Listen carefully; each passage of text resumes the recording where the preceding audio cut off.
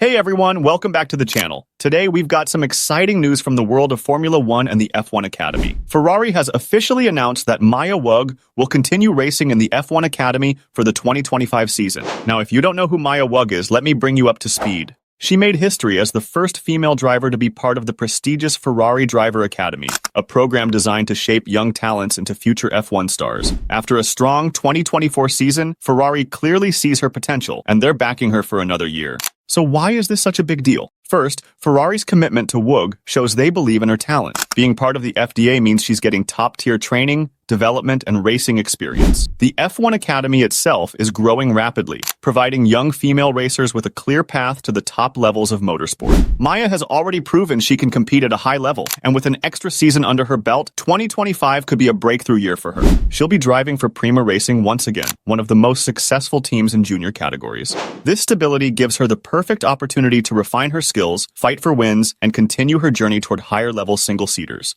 But Ferrari's support isn't just about one driver. It's part of a bigger movement. The F1 Academy is pushing for more diversity and opportunities in motorsport, and teams like Ferrari are stepping up to help talented young women reach the top. So what's next for Mya Wug? Well, the 2025 F1 Academy season will be crucial. If she delivers strong performances, she could be on her way to Formula 3, maybe even F2 in the future. And who knows, could we see her in an F1 car one day? Let me know in the comments, do you think Mya Wug has what it takes to go all the way to Formula 1? And if you enjoy content like this, don't forget to like, subscribe, and hit that notification bell for more updates on the future stars of motorsport. Thanks for watching, and I'll see you in the next video.